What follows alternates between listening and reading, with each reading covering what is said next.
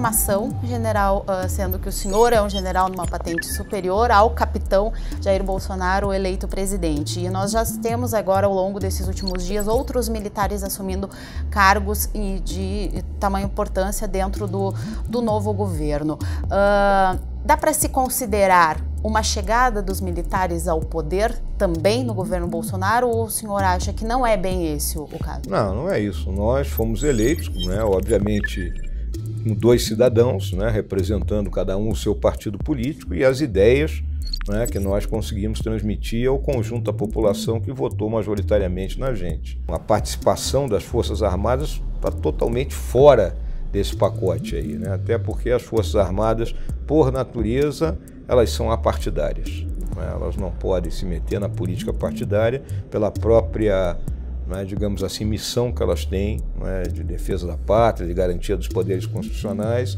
e de garantia da lei e da ordem. Então eu vejo apenas que nós dois cidadãos e os auxiliares que ele está escolhendo, né, e porventura alguns são oriundos do meio militar, vêm por sua competência, mas nada a ver de ser militar ou civil. As Forças Armadas como instituição são apolíticas, como o senhor coloca, mas o crescimento de militares... Na realidade, elas são apartidárias. Elas fazem a política de interesse das forças. Exato, mas há um crescimento nesses últimos anos da presença de militares na política, e o senhor é um exemplo disso, não é? Com o seu nome, com a sua tradição, que se filiou a um partido político recentemente e hoje está como vice-presidente eleito da República. E como que o senhor acha que a população pode separar essa situação, no momento em que representantes como vocês, tão grandes, chegaram a essa situação? Na realidade, eu não estou aqui como um representante das Forças Armadas e eu tenho certeza que a população também não me olha dessa forma. Ela olha tanto a mim como outros companheiros aí que foram eleitos, né, como gente que passou a parcela da sua vida no seio do grupo militar e que traz consigo aqueles valores, né, que a população está buscando nos seus representantes.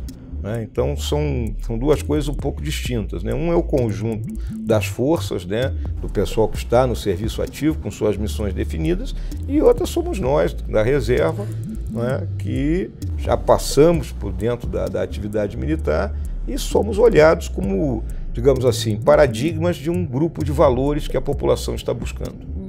Vocês se colocam, então, como a população enxerga essa representação necessária que o grande eleitorado de vocês, não é, o escolheu como essa necessidade de agora. Vocês representam essa necessidade. Exatamente. É algo que pode parecer, digamos assim, novo, né? Mas quando você analisa a história do Brasil, você vai ver que no período do Império, alguns dos nossos maiores soldados foram representantes, né, no parlamento, como Osório, Caxias, o Conde de Porto Alegre.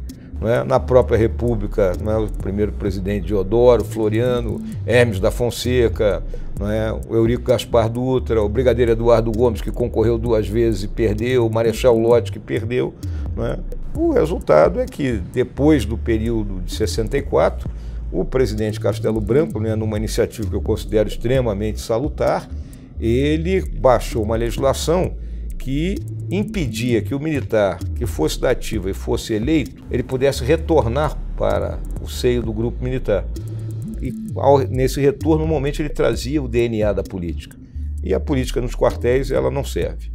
Quando a política entra no quartel, a disciplina e a hierarquia saem. Essa visão de conjunto talvez tenha faltado numa análise do que está acontecendo no país. Todas essas indicações militares agora que estão acontecendo no governo, até que ponto teve o seu dedo ali nessa colocação? Não. Foram todas indicações feitas pelo próprio presidente Bolsonaro. Ele lhe consultou, ele pediu apoio, como que foi? Não. Os que foram indicados aí no presente momento, o general Heleno, que está como chefe do Gabinete de Segurança, ministro-chefe do Gabinete de Segurança Institucional, e agora o general Fernando para o Ministério da Defesa. Era um compromisso que o presidente Bolsonaro tinha de campanha de que o seu ministro da Defesa seria um oficial-general de 4 estrelas, independente da força. Em outros casos, o presidente eleito tem lhe consultado nessa hora dessas indicações? Como tem sido essa relação entre vocês? Em alguns casos, ele me pergunta, o que eu acho, de um nome A, do nome B, e eu expresso a minha opinião para ele.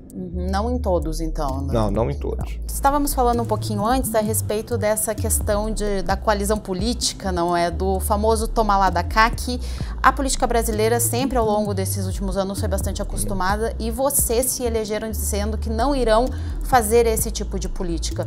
Como é que se sustenta o governo sem troca de cargos, sem fazer esse tipo de oferta para um Congresso que, em boa parte, tem reeleitos e que são acostumados com esse tipo de trâmite? Eu vejo o seguinte, um governo ele se sustenta, né, em primeiro lugar, pela eficiência gerencial. Se ele faz um gerenciamento correto dos recursos públicos, né, a imensa maioria da população vai ver que o caminho, né, é o caminho da verdade. Além da eficiência gerencial, esse governo tem que se caracterizar pela austeridade, né, pelo não haver o desperdício, né, daquilo que é arrecadado pelo Estado. E, em terceiro lugar, um governo que não compactue com a corrupção. Então, a partir do momento que o governo passa essa imagem, ele cria essa relação de confiança com a população, ele tem autoridade moral para negociar políticas com o Congresso.